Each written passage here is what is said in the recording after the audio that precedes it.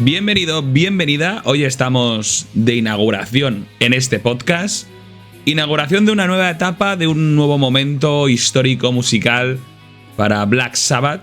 Cuando parecía que todo estaba un poco perdido, ahora llega una de las etapas que más interés despiertan y que más ganas tengo de trabajar, que es la etapa con Tony Martin.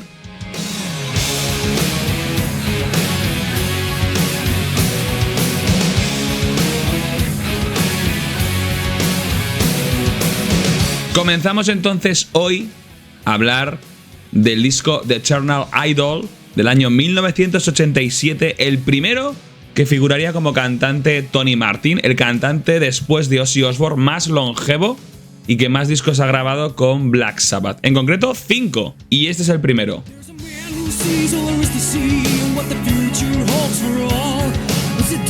De un estilo muy parecido a lo que podía transmitirnos Dio con su voz, pero que también recuerda en ocasiones a un Deep Purple a lo Coverdale, o al menos en este primer disco de Eternal Idol, que no sería un disco propio en el que pudiera Tony Martin explayarse o aportar gran cosa, porque como ahora os comentaré en el salseo, The Eternal Idol es un disco que se grabó con muchas complicaciones y muchos cambios dentro del grupo, y Tony Martin vino un poco a tapar esos huecos, a parchear un poco lo que se estaba gestando en el estudio de grabación de un disco que era el número 13 que sacaban y que no es que les fuera a dar mala suerte, porque parece que fue como un resurgimiento después del Seven Star, que en el fondo había sido un proyecto bastante fallido para lo que pretendía Tony Iommi para empezar a hacer su disco en solitario.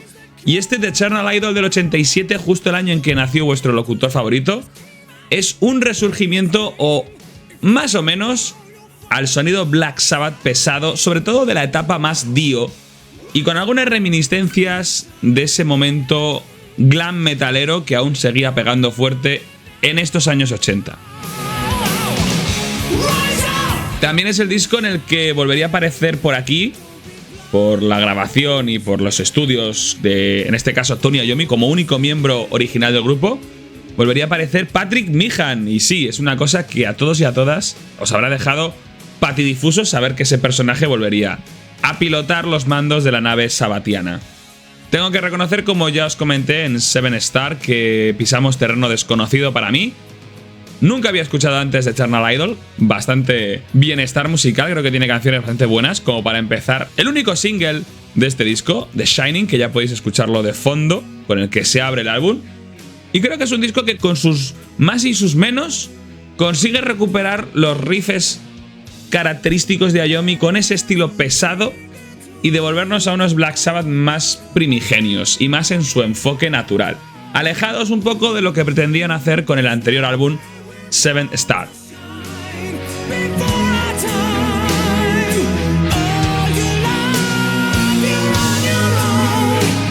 Tony Martin es un cantante muy interesante.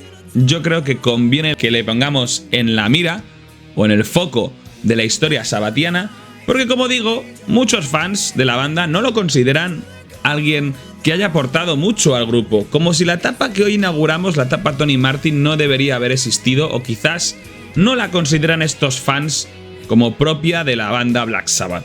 Yo, como sabéis, tengo un enfoque mucho más ecléctico. Creo que todas las etapas de Black Sabbath es lo que hace que sean la banda que son y nos reporte el bienestar musical que nos reporta como banda a lo largo de sus años de carrera, y creo que todas merecen la pena, de verdad, aunque te guste más una que otra. Aunque yo pueda ser mucho más fan o venirme más arriba con la etapa de Ozzy, con los discos como Volumen 4 o Master of Reality, que ¿dónde quedan ya esos discos? Creo que la etapa Tony Martin, la de Dio o la de Ian Gillan o la de Glenn Hughes, creo que son dignas, son verdaderamente dignas y válidas. Empecemos a disfrutar ya hoy. Levantaros todos para el Shining.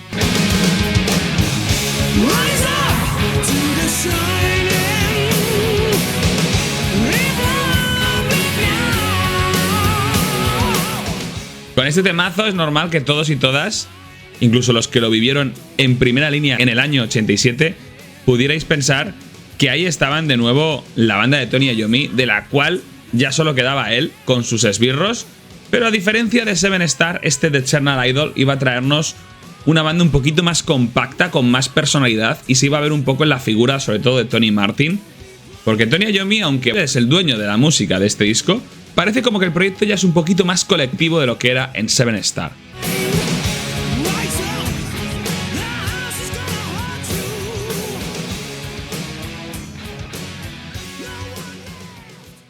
Vamos a empezar.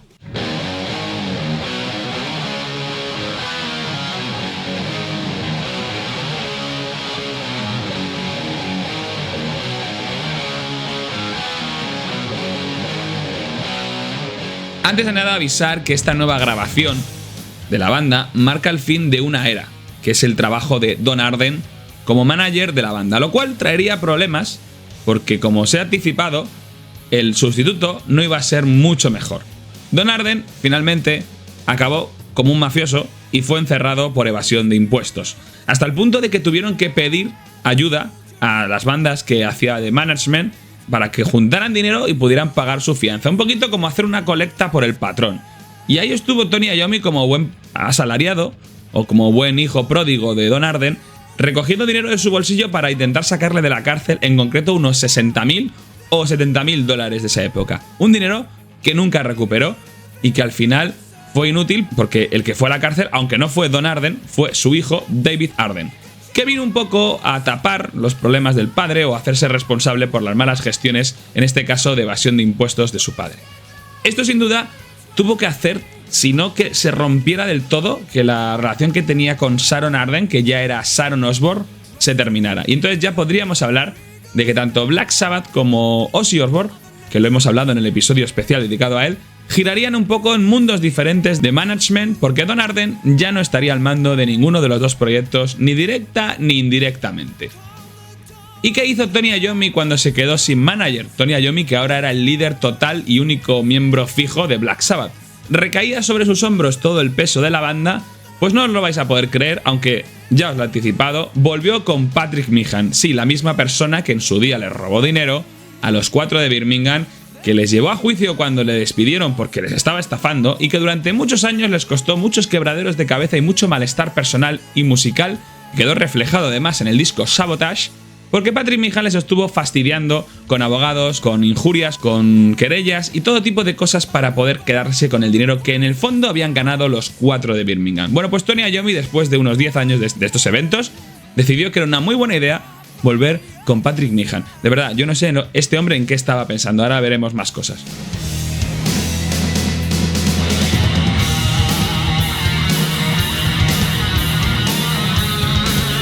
Tony Iommi además más adelante reconoció que había hecho una gran estupidez, que no era algo que tenía que hacer y que a lo mejor puede que fuera la gran cantidad de cocaína que se estaba metiendo entonces la que tomaba estas desacertadas decisiones. No tiene ningún sentido, es una tremenda cagada de Tony en este caso. Además, la vuelta con Patrick Meehan, aunque favoreció un poco que fuera boyante porque el tío poseía hoteles, tenía muchísimo dinero, hizo que ese estilo de vida rockstar lleno de excesos volviera a permear en la banda, en este caso en Tony Iommi y en las personas que configuraban su banda en ese momento. Pero claro, esto costó o se llevó por tierra a algunos miembros destacados del grupo. Por ejemplo, Ray Gillen, que era el cantante actual de Black Sabbath, recordemos que en Seven Star no figuró como cantante porque fue Glenn Hughes el que puso las voces del disco, pero después de que Glenn Hughes abandonara la banda o se le echara por sus abusos con las drogas, fue Ray Gillen un desconocido el que vino a acabar la gira de ese año. Entonces era normal que Ray Gillen fuera el que grabara este 13º disco de Eternal Idol. Pero como os he anticipado, este es un disco con problemas de formación antes y durante la grabación. Aunque se pensaba contar con Ray Gillen como nuevo vocalista de la banda, como ya podéis presuponer, las cosas no se desarrollaron así y al final fue cuando entró Tony Martin.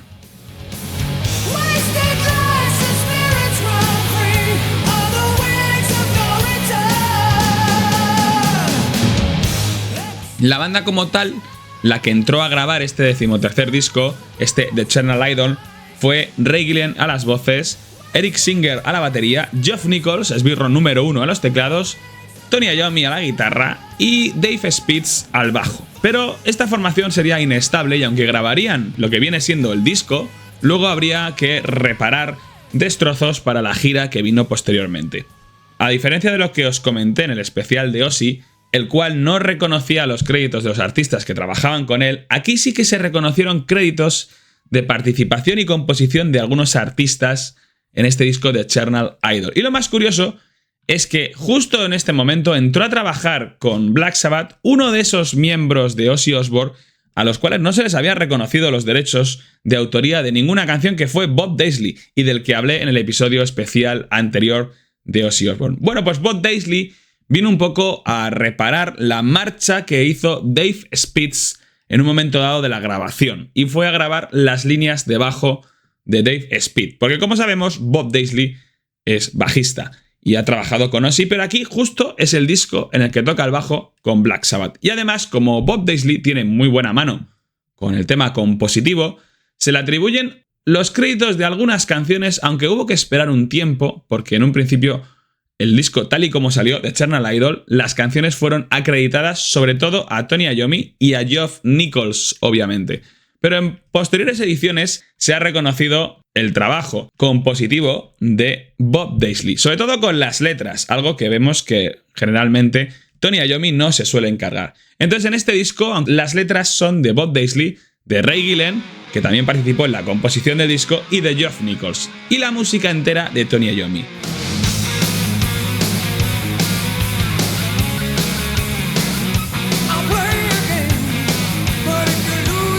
Pero en posteriores ediciones, como la última que ha salido en este 2025, que ha salido una edición remasterizada muy chula de este disco, curiosamente todas las canciones, todas, se atribuye la acreditación de las mismas solamente a Iommi y a Nichols. Y yo que quería empezar diciéndoos que Black Sabbath hacía las cosas un poquito diferente a como las hacía entonces Ozzy con el tema de los derechos, pero ya vemos que no. Y además, en el año 87, cuando este disco salió en vinilo, esa primera edición, el crédito de las canciones ya ni siquiera era compartido con Nichols, sino que era solo de Tony Iommi. La verdad es que parece que al final, ya sea con Ozzy o con Black Sabbath, el pobre Bob Daisley siempre pilla, es el que mejor ideas tiene, el que más aporta y nunca consigue que le reconozcan su trabajo. Bueno, hablemos un poco de lo que pasó con Ray Gillen, con el cantante de Black Sabbath en este momento, pero que por lo que sea, que ahora veremos, se marchó con sus pistas ya grabadas, ya tenía grabado toda su parte vocal. De hecho, hay una edición de Eternal Idol que el disco 2 es todo el disco entero con la parte vocal de Ray Gillen, por lo cual si queréis saber cómo suena este disco en la voz de Ray Gillen podéis hacerlo, está en muchas plataformas y es muy interesante porque ves el toque que le da y cómo luego Tony Martin en cierta manera lo que viene a hacer es volver a cantar sobre lo que él cantó, intentando ajustarse con su estilo a lo que él hacía. Es muy importante contemplar The Eternal Idol como un disco en el que Ray Gillen pone su parte y Tony Martin intenta no salirse mucho y hacer un buen reflejo de lo que él quiso hacer con esas canciones. Así que tampoco sería descabellado pensar en este disco como un disco en el que Ray Gillen es el cantante de alguna forma, aunque sea en aspecto fantasmal.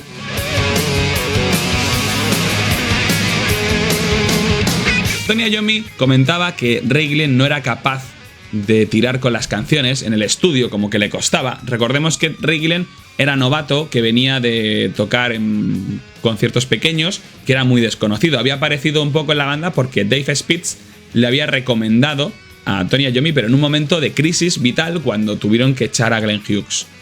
Entonces en este disco, que además tuvo muchos problemas con la grabación porque Patrick Meehan, que estaba a los mandos, decidió moverse por muchos sitios un poquito locos para grabar el disco. En un primer momento se fueron a Montserrat, a unas islas caribeñas pertenecientes al Reino Unido, al estudio Air, y ahí fue donde se grabó un poco la participación inicial o el disco primerizo en el que aparecen Gillen y Dave Spitz, que luego también se marcharía. Antes de ello, además, también les llevó Meehan a toda la banda a un hotel que había sido de su propiedad en la ciudad de Antigua, y ahí empezó un poquito el rollo desmadre, de excesos, y ahí se vio un poco el estilo de vida que quería volver a recalcar Meehan en esta banda. Que yo entiendo que si lo quieres hacer con una banda emergente para fascinarles o para hacerles ver que el negocio de la música es muy chulo, pues bien. Pero una banda como Black Sabbath, que estaban un poco ya de vuelta de todo y que solo querían remontar para, digamos, mantener una jubilación digna, esto igual no era lo mejor. Además, el propio Iommi lo dice en su autobiografía, que él y Nichols se consideraban un poco ya los abuelos del grupo. Seguía metiéndose mucha cocaína, pero eran ya más mayores y en cambio Ray Gillen Dave Spitz, Eric Singer eran jovenzuelos, de 20 y pocos, y todo ese ambiente, al igual que les pasó a ellos cuando eran jóvenes y grabaron Volumen 4, les despistaba y no les dejaba hacer las cosas bien.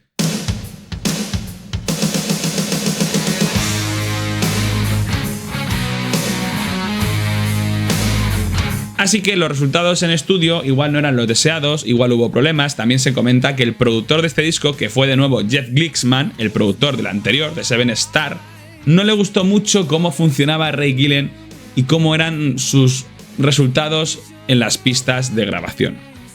No queda muy claro qué pasó ahí. La marcha de Gillen de la banda, cuando ya estaba su parte grabada, o sea, es un poco absurdo, se fue cuando ya habían grabado su parte vocal, ya se podía haber sacado el disco, pero él se marchó. Y que según Iommi, quizá por esa dinámica de Meehan, que no quedaba muy claro, les prometía el oro y el moro, pero luego no había dinero en ningún lado, ellos veían como que igual no se podían fiar mucho de él. Dave Spitz también se marchó y tuvieron que continuar grabando el disco, en este caso ya en Londres, en otro estudio.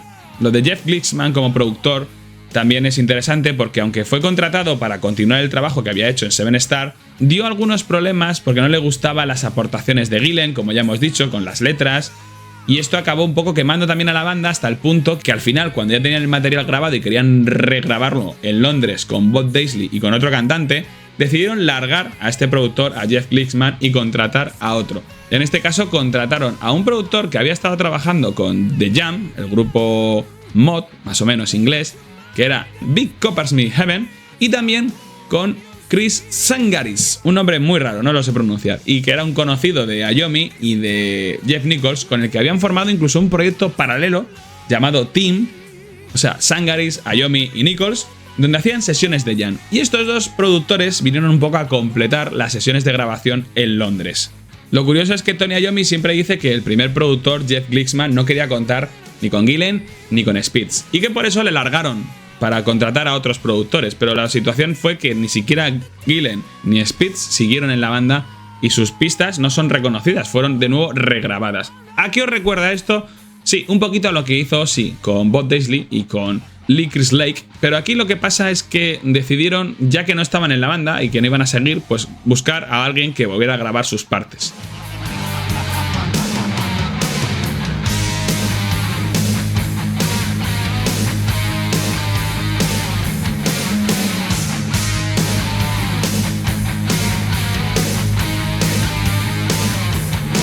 Pero el resto del grupo seguía un poco igual, como espectadores de una movida que no les venía mucho, pero bueno, ahí estaba Eric Singer en la batería, que luego acabaría trabajando con Kiss, y Jeff Nichols, el esbirro número 1, esperando un poco a que les dijeran qué hacer, o qué grabar, o qué aportar cuando hubiera un nuevo vocalista. En realidad todo era un poco más complejo de lo que parecía, porque Bob Daisley, aunque fue invitado a unirse como miembro oficial de Black Sabbath, no lo hizo porque quería formar parte de la banda de Gary Moore, de forma ya oficial. Y entonces Bob Daisley, en un momento dado, cuando el disco ya estaba más o menos terminado, se fue y se llevó con él a Eric Singer, al batería de Black Sabbath. Una jugarreta que yo no sé cómo Tony Iommi no se cabreó y les mandó a todos a freír espárragos, porque el caso es que ahora se encontraba Tony Iommi con un disco a medio hacer, le faltaba un vocalista, pero también le faltaba un batería y un bajista para irse de gira. Esto es muy loco. Lo curioso es que Ray Gillen se acabó uniendo más adelante a una banda formada por miembros despedidos de Ozzy Osbourne y Black Sabbath, como Jake Lee y demás. Esa banda, Badlands, os la recomiendo. Y mientras tanto, Patrick Meehan, de nuevo, haciéndose un poco un hueco aquí, diciéndole a Iommi que le dejara a él toda la gestión económica, que él se encargaría de los cheques y de todo. Shame all shit. De verdad, no sé cómo Iommi pudo aceptar caer de nuevo en esta trampa. Quizás el inteligente del grupo era Ozzy. Bueno, grabadas ya todas las partes, batería, bajo, guitarra y voz de Eternal Idol, pero queriendo cambiar la parte vocal por la marcha de Ray Gillen, Tony Iommi, solo con un miembro en el grupo, el esbirro número 1, Jeff Nichols, se puso a buscar o a audicionar para contratar a un nuevo cantante para Black Sabbath. Se hicieron audiciones para buscar este cantante que necesitaban, e incluso llegó a pasar por aquí el cantante de Sabotage, John Oliva, pero finalmente el elegido para ser el quinto cantante de Black Sabbath, al menos el quinto en grabar material de estudio, y el segundo más prolífico desde Ozzy, fue el desconocido Tony Martin. Al parecer, Albert Chapman, que era un viejo conocido de Iommi, fue el que le recomendó Y posiblemente Tony Martin, hay fuentes que dicen que ya era candidato a sustituir a Glenn Hughes cuando pasó lo que pasó, pero al final apareció Ray Gillen por aquí. Es verdad que Tony Martin también era un desconocido. Era de Birmingham, igual que Tony Iommi, nació en el año 57, con lo cual tenía 30 años cuando se unió a Black Sabbath. Y aparte de cantar, Tony Martin es multiinstrumentista, toca la guitarra, el bajo, la batería, el violín, la armónica, y es algo que llegaría a desarrollar luego por completo en sus discos en solitario, como el que sacaría en 2005 llamado Scream.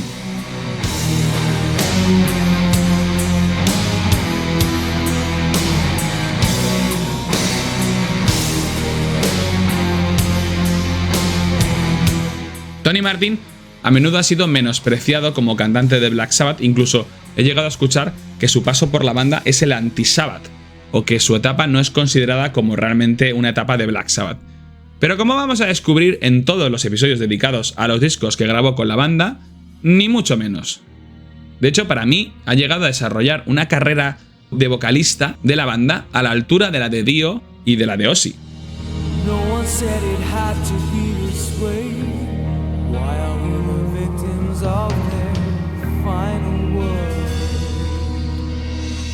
La canción que permitió a Tony Martin incorporarse a Black Sabbath, la que usó en su audición para ver si se ganaba el puesto, fue The Shining, una canción que curiosamente la había compuesto otro cantante de Black Sabbath, pero que no había llegado a grabarla, que fue Don Donato, y fue en ese periodo antes de grabar Seven Star. Esta canción, The Shining, que tenía un título diferente, se llamaba No Way Out, es una canción que compuso Don Donato y la rescataron para este The Eternal Idol.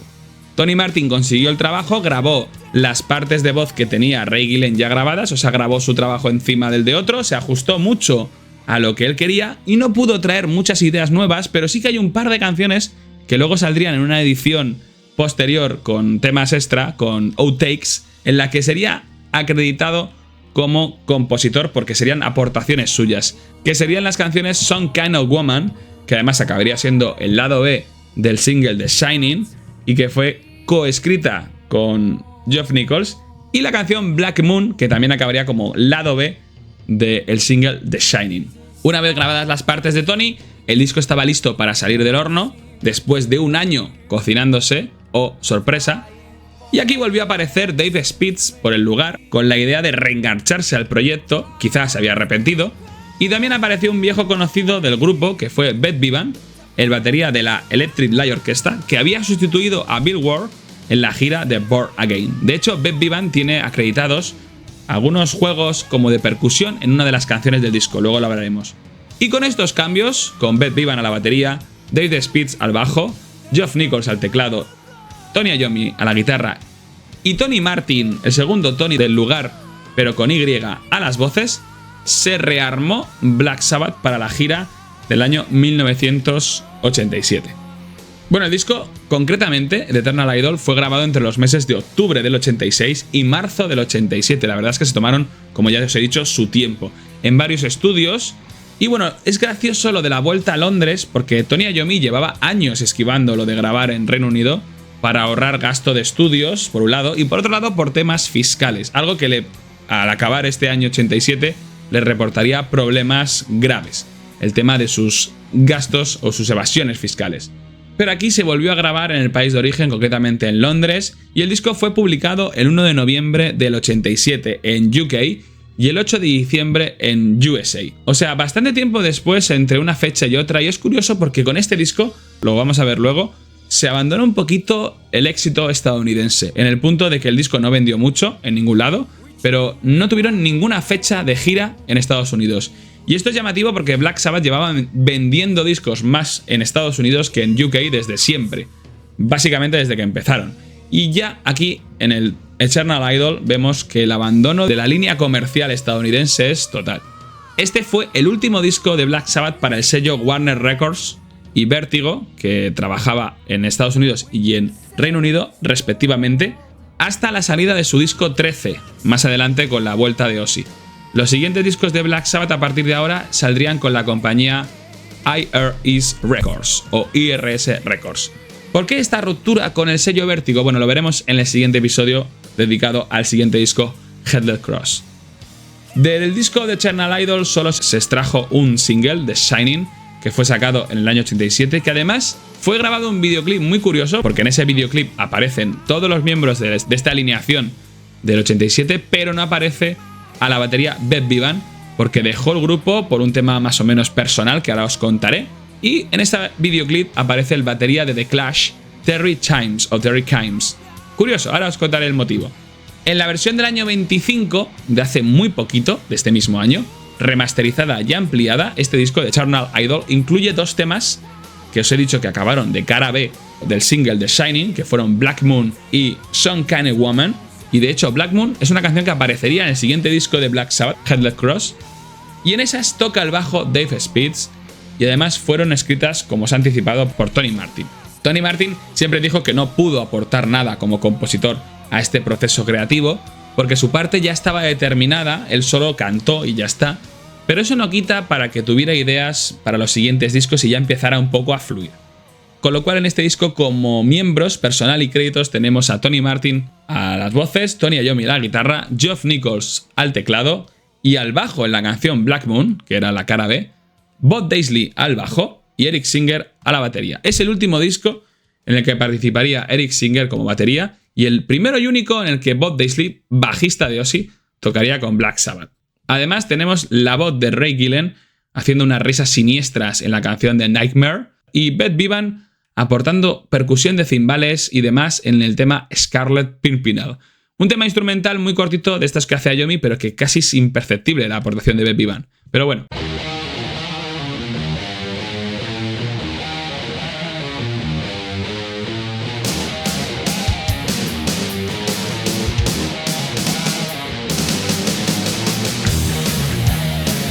Vamos con la portada porque es muy interesante. La portada es una escultura en bronce de Agustín Rodin. Bueno, está basada en una escultura en bronce de este autor que se llama, igual que el disco, de Eternal Idol, que fue realizada por Rodin en el año 1893 y que fue una idea de Patrick Meehan lo de usarla como base para la portada, pero como no podían hacer una foto de la propia escultura por el tema de derechos, o quizá porque no querían pagarlos, decidieron elegir a un par de modelos para que la recrearan.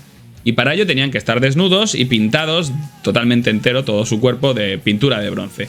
Nadie podía sospechar que eso iba a acabar mal, como en su día acabó mal cuando pintaron por entero el cuerpo de Bill Ward. Y es que los modelos tuvieron que ser hospitalizados porque tuvieron problemas de toxicidad con esa pintura. En cuanto a la posición en las listas y el lanzamiento y recepción, bueno, el disco tuvo una muy pobre acogida, para malestar de Tony Martin, ya que era su debut, y podría decirse que el disco pasó sin pena ni gloria. Es verdad que a diferencia de Seven Star, retrospectivamente ha sido mejor valorado porque volvían un poco al sonido Black Sabbathiano original en algunas cosas, sobre todo en el tema inicial de Shining y el tema final del disco. Lo que hay entre medias seguía siendo un poco más estilo glam metal o un poquito así tirando al modelo que habían trabajado o al estilo que habían trabajado en Seven Star. El disco estuvo 6 semanas en el Billboard 200 de Estados Unidos, pero solo llegó al puesto 168, algo que me parece notable, pero solo estuvo 6 semanas y bajó. Y en Reino Unido, que siempre tenía más o menos una proporción similar en cuanto a ventas, llegó al puesto 66. Donde más lo petó este disco fue en Finlandia, que llegó al 25, y en algunos países de Europa, y de hecho por eso la gira se orientó más a sitios como Grecia, Alemania. Ahora os comento. Las críticas del disco fueron malas. En concreto la Rolling Stone, que solo le dio al disco 2 puntos, 2 estrellas. La mayoría de las revistas y de medios especializados en música lo consideraron un disco menor. Y es uno de estos casos que tuvieron que esperarse un tiempo para que lo valoraran mejor. Sobre todo por la interpretación de Tony Martin, que al final es un disco que consideran de sus mejores trabajos. De hecho, este disco, cuando volvió a salir este año remasterizado, alcanzó mejor posición en listas que cuando fue su lanzamiento 38 años antes. Y es que llegó, por ejemplo, a ser las listas griegas el número 48 en ventas. Y estoy hablando de 2025. En cuanto al tour que llevaron a cabo ese año 87, tuvo complicaciones interesantes, especialmente por sus conciertos en Sudáfrica, que debido al clima político que había entonces y con el tema del apartheid que estaba ya dando sus últimos coletazos, había muchos grupos musicales y mucha política de no actuar en ese sitio o promover un poco una lucha totalmente crítica y evitar actuar o que los grupos actuaran en ese país mientras siguiera existiendo una política racial discriminativa. Entonces, ¿qué pasó con Black Sabbath aquí? Pues Black Sabbath tuvieron una invitación que seguramente fue conseguida por Patrick Meehan. De hecho, Tony Iommi siempre echa la culpa a Patrick Meehan de todos los errores de esta época. Y Black Sabbath fue invitado a tocar en 6 o 7 espectáculos en Sudáfrica. Esto a la banda le parecía bien, nadie dijo nada, salvo Beth Bevan, el batería, que no le pareció bien y que de hecho se plantó y dijo que no iba a actuar en Sudáfrica porque, bueno, quizás por sus principios, quizás por la presión global entonces de no actuar ahí, pero yo creo que hizo bien y dijo, mira, yo no quiero actuar en un sitio donde no se respetan los derechos humanos y hay un racismo imperante y quiero provocar que eso se acabe. Así que si puedo hacerlo, poniendo un poco el foco de atención con mi marcha o haciendo que mi grupo no actúe, pues lo haré. El problema es que se consiguió contratar a alguien que le supliera para poder llevar a cabo esas actuaciones.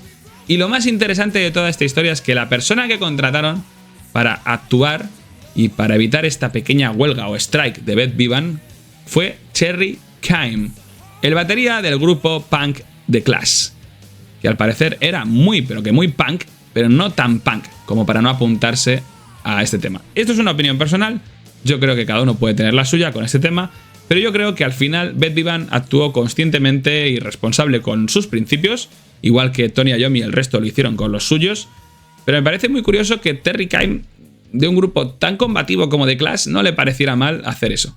Esto fue justo antes de que el disco saliera, estos conciertos que llevaron a cabo, o más o menos por ahí. Y lo curioso es que al parecer había negociaciones o habladurías o contactos reales para que Geezer Butler volviera a la banda. Y esto no me queda muy claro, no he conseguido encontrar el motivo concreto, porque unos dicen que era por tema contractual, quizá Patrick Meehan le pidió o le medio obligó a que hiciera una actuación con la banda o un par de actuaciones para cerrar algún tema de dinero. Y Tony Iommi menciona que era un interés propio, genuino, de que se juntaran de nuevo, pero no se llevó a efectuar porque Geezer Butler, que iba a tocar en estos conciertos, dejó el grupo mucho antes. Y fueron en los primeros conciertos de la gira en Grecia, donde todavía estaba Beth Bevan, que iba a actuar Geezer Butler al bajo, porque recordemos que no tenían bajista realmente, era el suplente que iba a entrar, y se rajó. Se rajó justo antes del primer concierto de estreno de Tony Martin como cantante, que fue en Grecia. Tuvieron que llamar a David Spitz, que acudió in extremis para poder salvar la actuación. Y poco después pasó lo de Beth Bevan. O sea que esta gira, que para mí es de las giras más fallidas de Black Sabbath hasta la fecha, sin duda la que más, supuso muchos problemas, primero por la marcha de Geezer Butler, que estaba ensayando con la banda, o sea que iba a ensayar, que iba a los ensayos, que hacía cosas, que iba a tocar con ellos, y luego la de Beth Bevan por temas personales y políticos. Cherry Kime, que vino a sustituir a Beth Bevan, continuó no solo los conciertos de Sudáfrica, sino también el resto de la gira, y Dave Spitz hizo lo mismo. Pero estamos hablando de una gira muy cortita. Aparte de todos estos problemas, solamente habían conseguido tener 20 fechas para esta gira. Sinceramente, 20 fechas para una gira europea, porque, bueno, europea y sudafricana, para una banda como Black Sabbath es, bueno, que cada uno piense lo que saque sus propias conclusiones.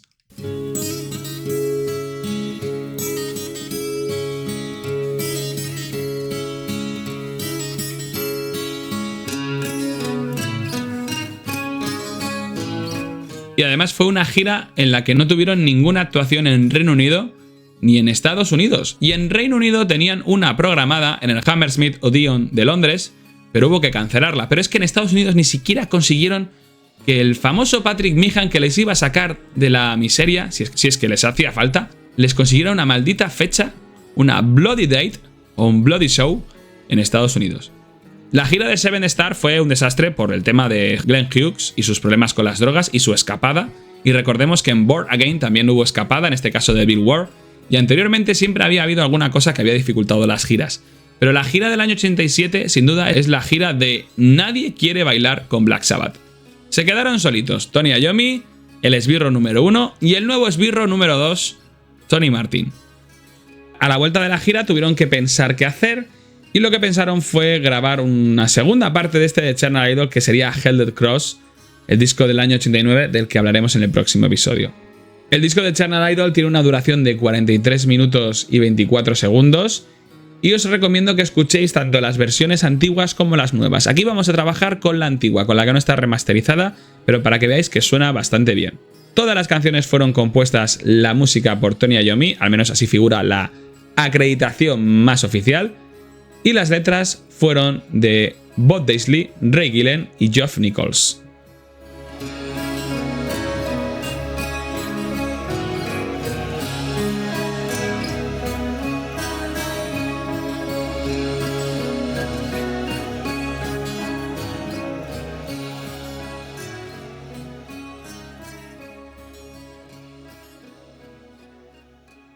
Vamos con las canciones. Una intro acústica muy chula, a mí me gusta. Varias guitarras funcionando y una electroacústica. Y la batería de Eric Singer marcando con el Charles. ¡Vamos! Toma aquí. Ese bajo como entra. Una línea arpegiada de guitarra de Tony Iommi. Esta intro es muy chula, me mola mucho. Y vamos. Pa, pa, pa, pa, pa, pa, pa, pa. Atención que viene el riff. El riff pesado de nuevo. Toma ahí. Madre mía. Mola, ¿eh? Parece que han vuelto los Black Sabbath.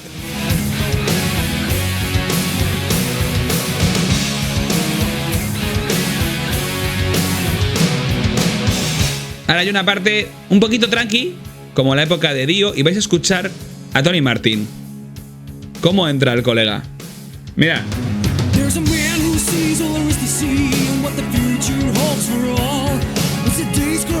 Por debajo el teclado de Geoff Nichols. La verdad es que canta muy rápido. Atención al estribillo. ¡Vamos! Toma ahí, ese agudo.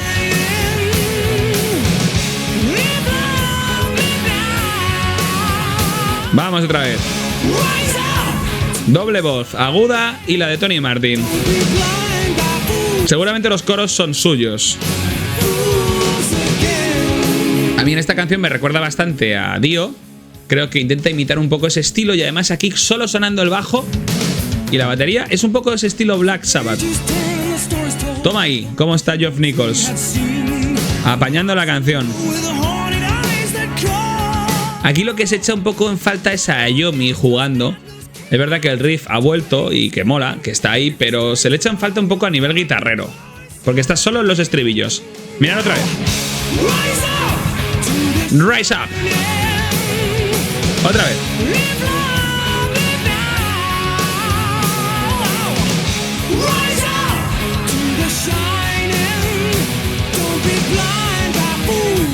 No seáis ciegos. Tontos de nuevo. Podría resumir como la vuelta de Patrick Meehan. Toma aquí el arpegio del principio, la batería de Singer, que aquí es donde más acertada está en todo el disco, porque luego va a sonar como muy enlatada. Y aquí está muy fresca. Toma, toma ahí, progresivo. Y el solo. Bueno, un solito un poco tenue. Y se van animando. La verdad es que esta canción es bastante buena. Yo no sé cómo no la metieron en 7 Star, porque posiblemente era mejor que ninguna de las que había en ese disco.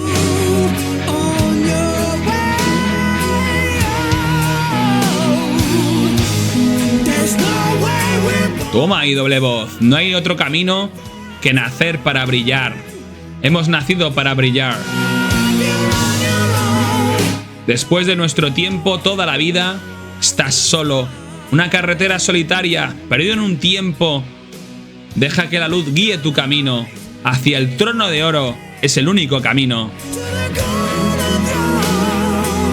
Bueno, la letra es intensita y épica, estilo Bob Daisley. Me gusta pensar que Tony Iommi pensó que le gustaba el rollo que tenía Bob Daisley con las letras de Ozzy en los discos que había trabajado para él y dijo, quiero esto también para mí, quiero que Bob Daisley haga letras para mí porque mola, mola.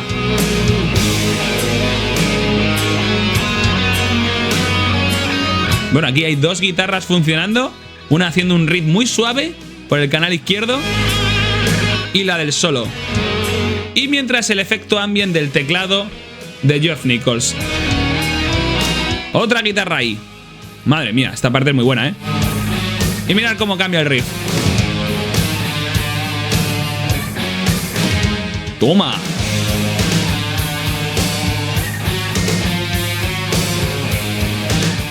Solo esta canción merece el disco. De verdad.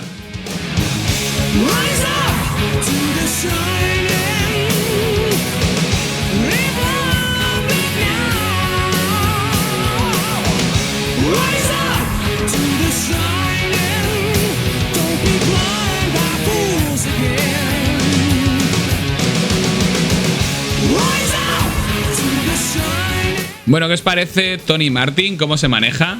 A mí me parece que es un cantante de varios registros, aunque no lo parezca. Creo que imita muy bien la voz que en su día haría Ray Gillen. Y yo creo que es una voz a caballo entre Dio y entre el Coverdale de Deep Purple o incluso Glenn Hughes. En algunas partes del disco lo vamos a ver. ¡Yeah! Muy heavy el tío.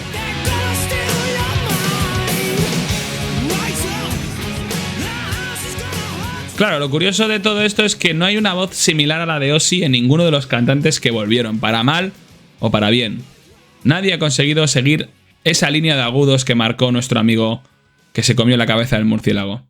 Y vamos ahora con el tema número 2, Ancient Warrior, que tiene un toque un poquito más progresivo y bastante intenso para mi gusto. El segundo tema del disco y que vamos a conseguir todavía mantener el ritmo pesado de este primer tema de Shining. Ancient Warrior. Parece que se te han colado aquí los de Alan Parsons Project. Y aquí empieza. Toma. Cantidad de distorsión impresionante. Esto es lo que echábamos en falta en Seven Star. Toma ahí. Madre mía.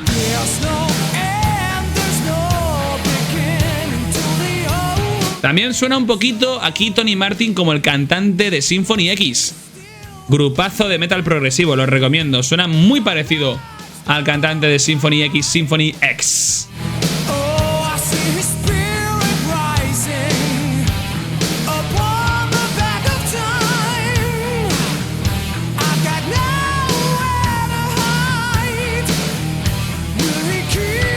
Que me acabo de dar cuenta ahora y creo que es igual que Russell Allen. Suena muy igual. Madre mía. El guardián de la luz. Él mantiene las alas de la eternidad. El rey de los reyes. Toma. A mí me recuerda también esta canción un poquito al rollito Rainbow. Sobre todo la canción intensita, además, de Gates of Babylon. Pero está guay, mucha presencia de Nichols para ambientar y la batería de Singer que está un poquito al igual que en Seven Star como rara, muy hueca, con poca personalidad. En sus ojos hay un océano ardiendo. Poesía de la buena. Tambores de guerra en sus orejas. Nadie ha oído nunca su llamada. ¿Es él el que llama?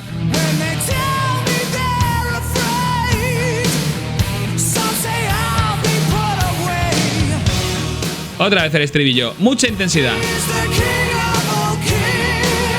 Bueno, realmente es un estilo también un poco a lo Deep Purple, por eso lo del sonido Coverdale.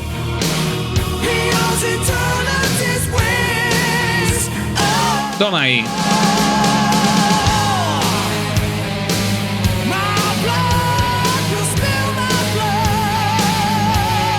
Madre mía, qué agudos que llega aquí Tony Martin, ¿eh?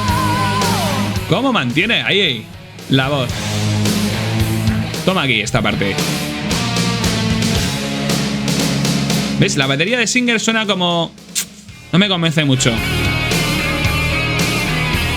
Tony Iommi haciendo un poquito de folk con su solo. Ahí distorsionando, viajando entre los canales.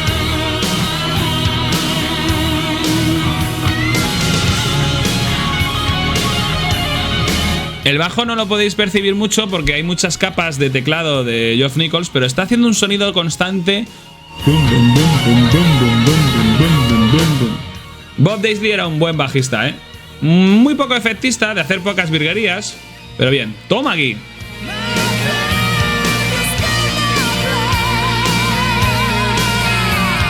Mi sangre.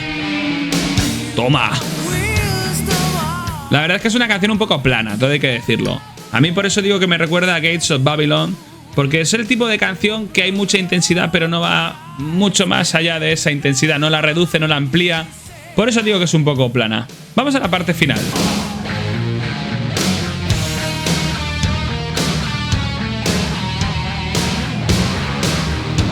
Y si os ha molado este estilo, prepararos porque ya no vamos a encontrar este rollito hasta la última canción del disco, Eternal Idol, que es muy buena. Este rollito épico, sombrío, lo vamos a perder para recuperar un sonido, un estilo que creo que Tony Iommi debió pensar que le daba mucho juego con el disco Seven Star y que aquí va a estar como un contraste muy fuerte a esta canción segunda.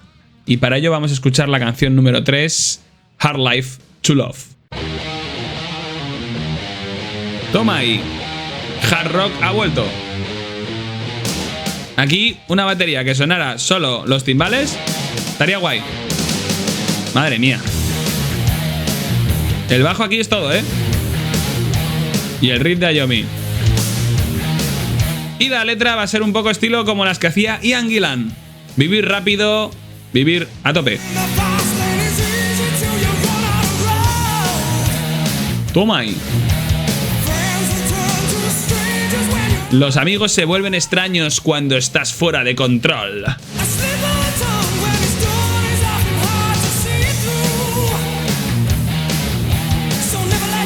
Así que nunca dejes que tus palabras sean mentiras o ellos vendrán a por ti. Es una vida dura de amor. Toma, yeah. Toma aquí el teclado, cómo va entrando. Otra vez.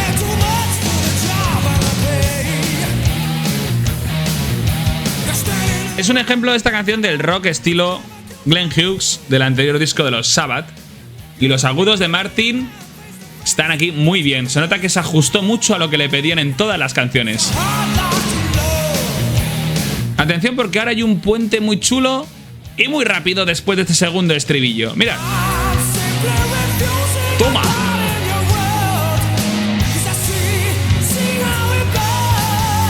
Madre mía.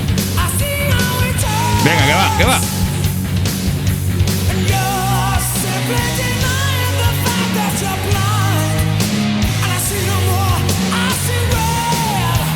Bueno, y volvemos al principio. Pero vemos que Tony Martin se maneja muy bien. Yeah.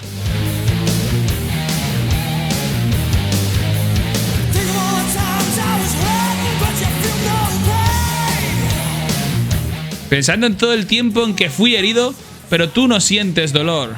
Pensando en todas las mentiras que me contaste una y otra vez. Y sigo viendo la verdad que continúa mintiendo. Y ahora me estás siguiendo a mí por la gente que vive para morir. Es un hard life to love.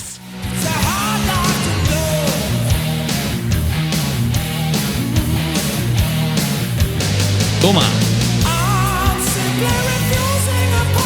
Simplemente reniego de esa parte de tu mundo y veo cómo arde. Veo cómo arde. Toma. Y tú simplemente deniegas el hecho que estás ciega y que yo veo. Lo veo en rojo y solo lo veo rojo. Bueno, la letra es un poquito confusa, ¿eh? Toma aquí el solo. Está chulo, ¿eh? No llega a ser pollo de goma, pero está guay.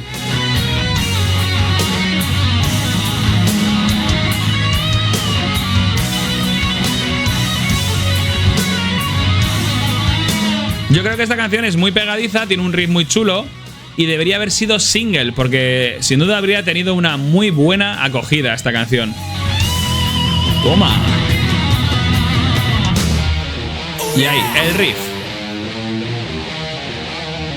Yo no sé por qué en este disco solamente sacaron un single acertadísimo que fue The Shining, pero esta canción podría haber tenido muchísimo éxito. Un poquito más larga de lo que convendría para las radios del momento, pero ahí está.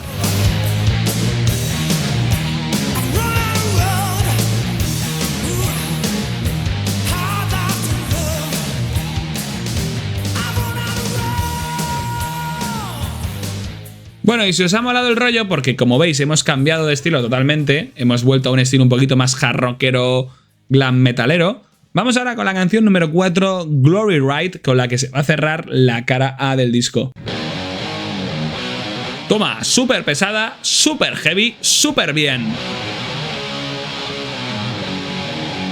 Una intro genial. Y aquí la intro, la batería de Singer, de nuevo muy hueca.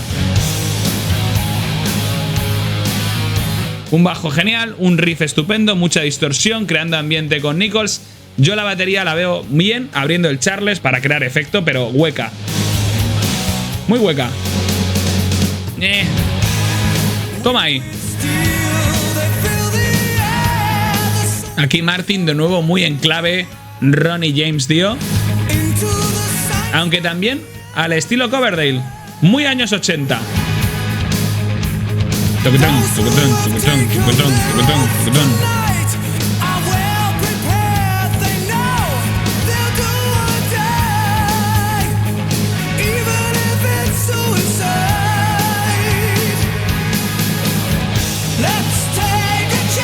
Tomemos una oportunidad, como que los cielos que se queman hoy, malgastando vidas, los espíritus corriendo libres en las alas del no regreso. Todo muy épico. Vestidos para matar donde las águilas temen, como la canción de Iron Maiden, When Eagles Dare. El destino de una nación en sus manos. Viene el amanecer a través de la sangre, cielos rojos que se vuelven lágrimas en sus ojos. Madre mía, esto no sé si es una batalla o es algo épico inglés o qué es. Toma aquí esa guitarra acústica.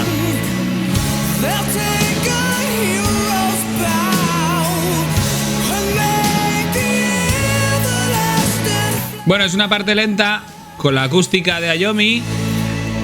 Y mirad, toma. Aquí creando redobles con la batería de Eric Singer.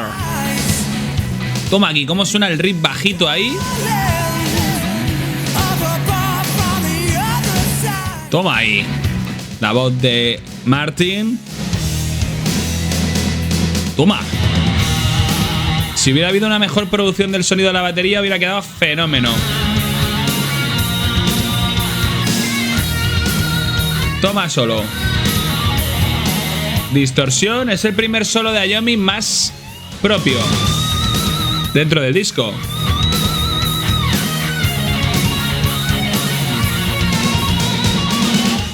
No sé si catalogarlo de un estilo Ayomi porque no lo tiene nada que ver con el de Black Sabbath de los orígenes.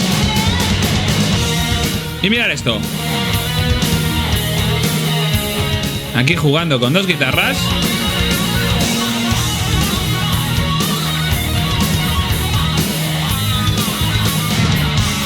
Y ahora va a haber un cambio de ritmo y de estilo. Mirad. Con acústica. Un poquito al estilo de lo que hacía Boston. Escúchanos. Toma ahí. Madre mía, la batería de Eric Singer está muy a tope. Toma. Escúchales. Aquí está su llamada. Súper épico. Normal que te pongas esto y te vengas arriba y te den ganas de defender la patria o lo que sea.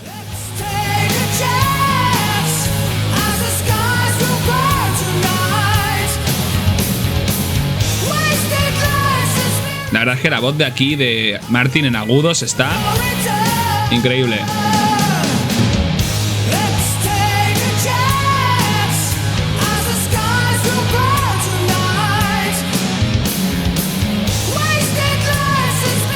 Toma ahí. En las alas del no regreso. Toma. La verdad es que Tony Martin es un cantante fabuloso. A nivel vocal es sublime. Yo diría que es como que junta todo lo necesario para un buen solista de Black Sabbath. Por cierto, este disco está lleno de fade-outs por todas partes y a veces muy llamativos como este último que nos han dejado un solo de voz de Tony Martin a medias. Acabado la cara A, vamos con la cara B del disco, que empieza con esta canción, Born to Lose. Toma aquí.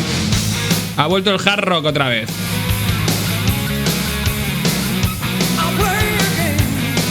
Jugaré tu juego, pero si pierdes, tú vas a tener que pagar el precio, rompiendo las cadenas como un prisionero libre al final. La verdad es que aquí es un rollito muy antiguo a los Seven Star.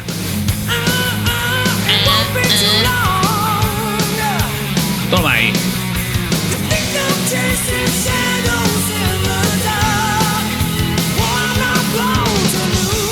Quizás esta es la canción más estilo glam metal, muy parecido al rollo Motley Crue que ya habíamos en Seven Star, y es asombroso cómo Martin se puede adaptar a un estilo más Dio en función de lo épico que sea el disco, o otro más Hughes si la canción es más acelerada y hard rockera. Toma ahí. Por lo tanto, Eternal Idol es un disco que intenta conjugar esos dos lados de Black Sabbath, el lado más épico y oscuro con las primeras canciones y el lado más recientemente explotado en las últimas encarnaciones, cercano al hard rock o al metal comercial, más rápido y pegadizo. Nacidos para perder. No hay nada más masculino que apostar, correr rápido en tu moto o tu coche y el rock and roll. Toma ahí. ¿Qué vas a hacer ahora?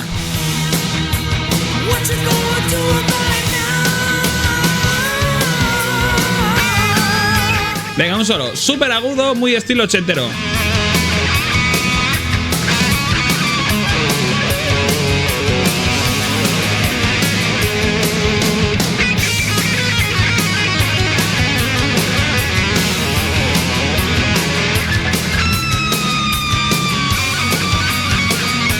Bueno, la canción no tiene muchísimas cosas interesantes más. Es verdad que es rápida, que es efectiva, guitarrera. Ayomi se viene bastante arriba, pero no me fascina tanto como otras como The Shining o incluso Hard Light to Love, que creo que están guapas. Toma ahí. Es muy propio de este tipo de música, del glam metal y el metal ochentero, hacer un parón, como habéis visto ahora, en el que la batería todo el mundo deja de tocar y el riff sigue sonando, para crear ese efecto tan a tope, parar un poco las revoluciones de tu coche metalero y poder retomarlo con ese riff que no para nunca.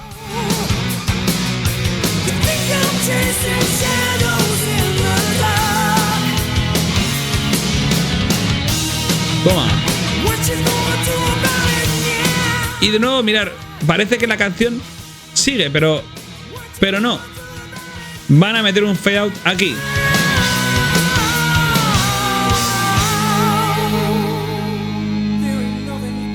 Bueno, más o menos la consiguen terminar, pero meten un fade out que no haría falta. Y vamos con la canción número 6, Nightmare. Una canción que pretende ser terrorífica, con esta intro tan olvidable del teclado de Nichols, jugando con ese estilo de teclado a lo cortinitas para darle un rollito terror. Luego la canción no tiene nada que ver con esto. O sea, esto es como un anticipo tramposo. Y es porque esta canción, Nightmare, iba a figurar en el soundtrack oficial de la película Nightmare on Elm Street 3, la de Freddy Krueger. Pero no sé qué pasó, que al final no acabó. Mirad cómo es otra canción diferente.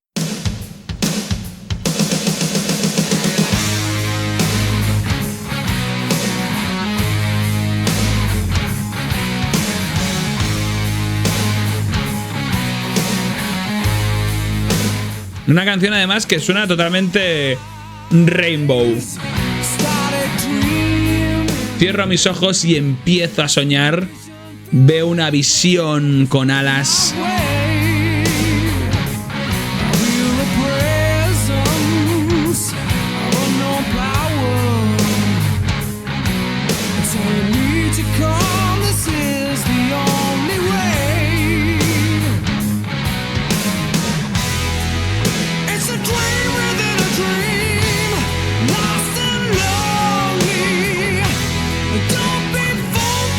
Es un sueño sin un sueño, perdido y solitario. Don't get fooled by La mano del diablo. Bueno, la canción es sencilla, quizás la más sencilla del disco porque igual tenía aspiraciones comerciales. Pero yo creo que una canción de este estilo no podría encajar en una película como Elm Street.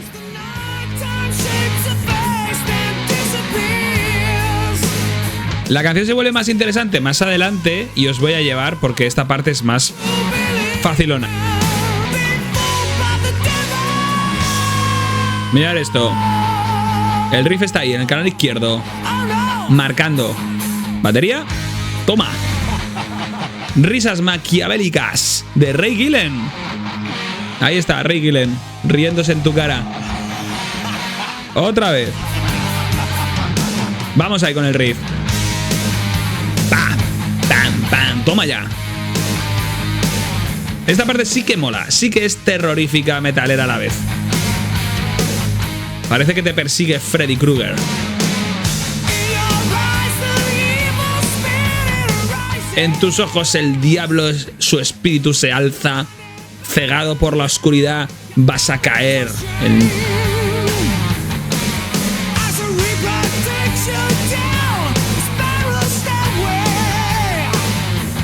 Muy acelerado, cambiando mucho el tempo, un rollito diferente.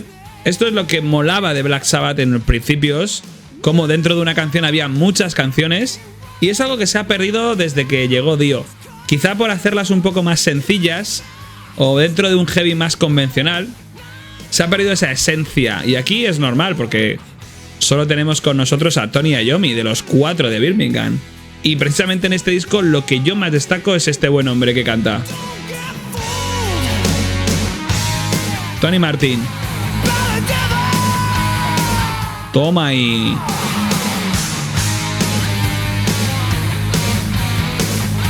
Pero esta parte chula y este riff acelerado está muy bien.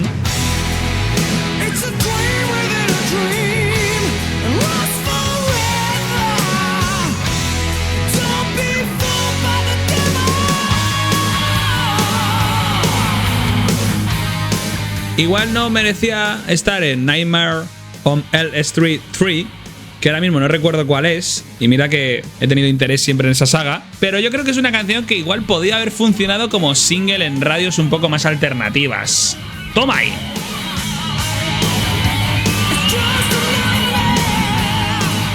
Y estoy muy pesado con el tema de los singles porque este disco solo tiene uno. Y yo no creo que sea por ausencia de temazos o por ausencia de ideas. Hay muchas opciones viables para sacar a las radios comerciales y las no tan comerciales en este disco. Vamos con el tema número 7, Scarlet Pimpernel, instrumental al estilo de los Sabbath originales, muy medieval, muy acústico, muy Iommi. Muy chula esta canción.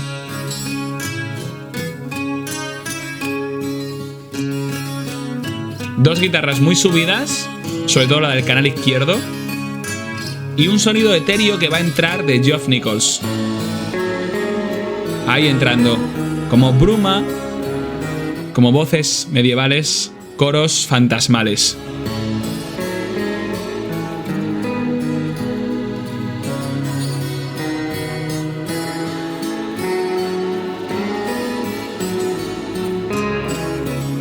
Es una canción que podrías encontrártela perfectamente en la banda sonora del videojuego The Witcher y te cuadraría mucho.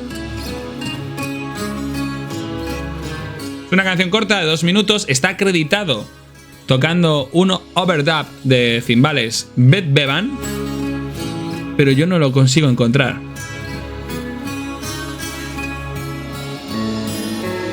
También la percusión es suya, pero no consigo escucharla.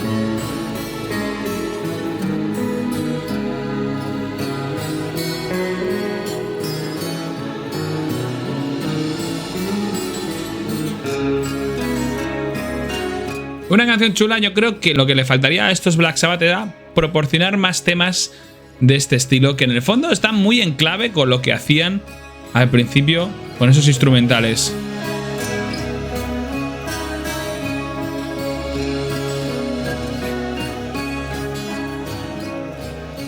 Y esta canción instrumental va a preludiar la penúltima del disco, Lost Forever, un temazo. De nuevo un riff muy pesado, muy a lo Motley Crue. Y aquí la batería de Singer va a estar más acertada, usando mucho los platillos. Mira.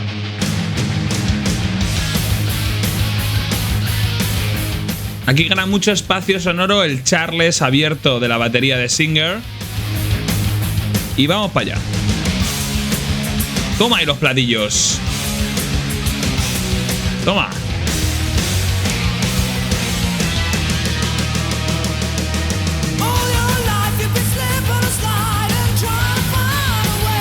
Todas estas canciones del disco, la verdad es que hablan de buscar un camino, seguir un camino, la carretera, bueno, todo como muy de road movie.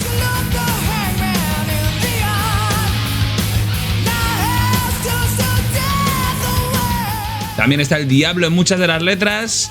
Recordemos que son letras de Ray Gillen y de Bob Daisley. Toma ahí los platillos de nuevo.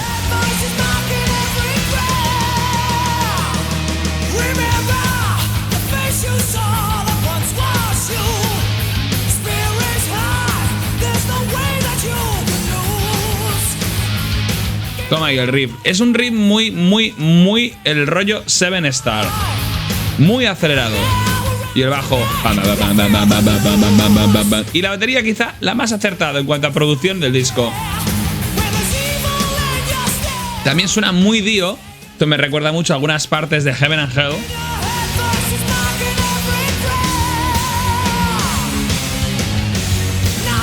Concretamente Neon Nights. Toma ir solo. Madre mía. Posiblemente el mejor solo del disco. Toma.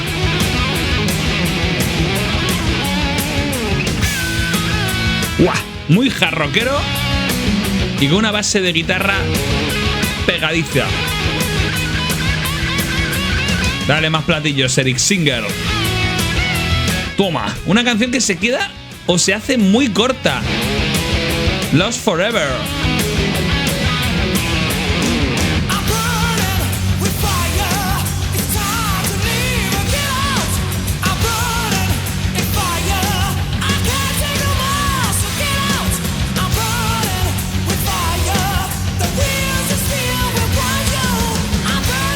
Burning. Quemando este fuego, este tiempo, estás perdido para siempre.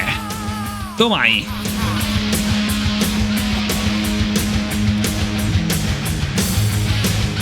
Un pequeño deje de escala de Bob Daisley al bajo. Y muchísima distorsión en el riff. Es una canción que tiene una producción sonora bastante lograda.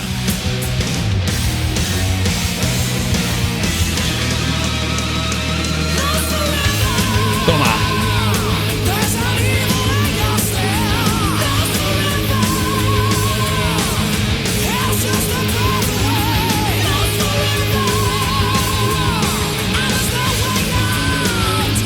Y empieza el fade out y nos encaminamos ya al final del disco con la última canción que da nombre al álbum.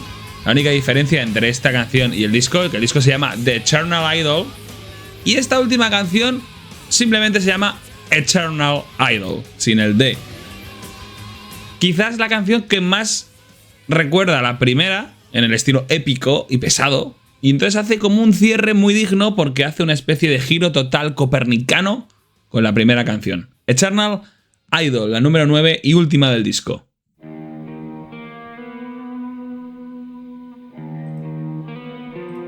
Una intro de guitarra, de nuevo muy épica, muy siniestra, volviendo al estilo inicial. Y sonidos de viento.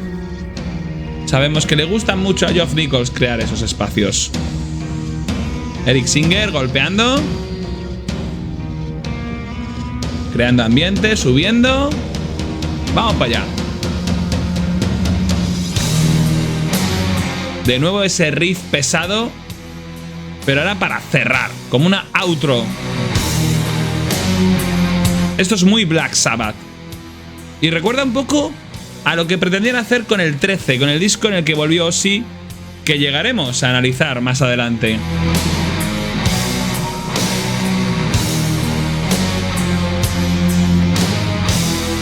¡Toma! De nuevo, silencio y ambient. Es una canción donde vamos a ver que tiene mucho espacio para lucirse Tony Martin, porque básicamente está solito cantando. Ahí vamos.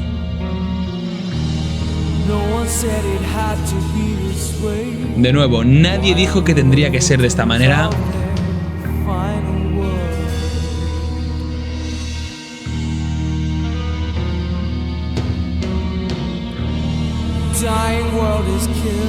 Mundo agonizante nos está matando despacio. Creo que no hay un dios que pueda salvarnos ahora. Todo muy optimista.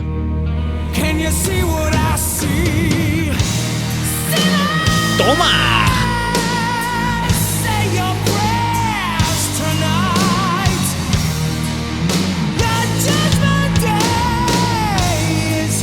Una canción del advenimiento del final del apocalipsis. Pecadores, haced vuestras peticiones ahora porque vuestro día del juicio está aquí. Mola, mola. Es una canción que tiene una estructura muy chula. Lenta pero cañera a la vez. Y aquí hay una guitarra por el canal derecho haciendo un deje de solo muy chulo. Y en el izquierdo todo lo que hemos ido desde el principio. Ese la estructura de la canción. De nuevo la guitarra en el canal derecho. Y la batería de Singer, que aquí le dijeron que hiciera el efecto correcto. Vamos. Toma.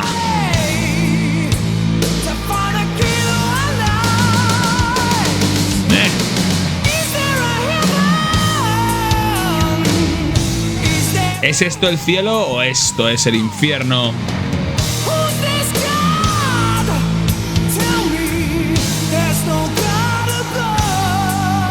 Recuerda también un poco al estilo del disco Devil You Know. Madre mía, que grabarían con Dio más adelante en 2009. Es un buen cierre de disco que nos va a servir además para hacer un cierre de este episodio número 13. Número 13, y no por la extensión, sino por el simbolismo que hay detrás de Black Sabbath discografía. Y es que, bueno, Eternal Idol es el disco, para mí, de volver a empezar, del reseteo, de darle una oportunidad real a la banda, porque aunque Born Again y Seven Stars son buenos discos, a mí me gustan, aquí es donde se cuaja y se crea una nueva estructura. Y aunque solo sea por la pertenencia del vocalista durante muchos años, Tony Martin, se hace una estructura de grupo musical con unos componentes más o menos fijos que se va a mantener hasta los años 90 y que de hecho va a llegar a grabar el penúltimo disco de la discografía de Black Sabbath, que es Forbidden. Un disco en el que quizás nuestro amigo Tony Martin da todo lo que tiene que dar, pero se nota que está trabajando sobre el material de otro cantante. Y eso hace que cumpla, pero que no podamos saber realmente qué tiene escondido bajo la manga este multiinstrumentista con esa voz tan característica.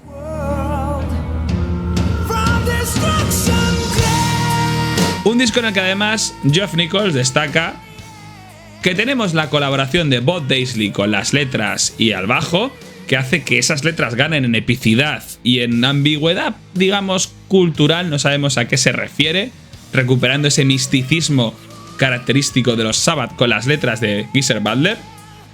Y una última participación de Eric Singer a la batería, que creo que la producción podía haber sido mejor y podían haber tirado más de su gran carisma a la batería en sentido de sonido. Y como no, un Tony Iommi manejándose dentro de la banda con unos riffs de nuevo pesados después de años sin trabajar en este enfoque, pero manteniendo ese estilo hard rockero y glam metalero del disco anterior.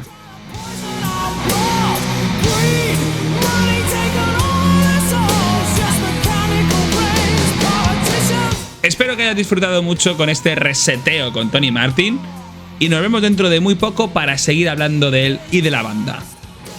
Mientras tanto y como siempre, sed felices y hasta pronto.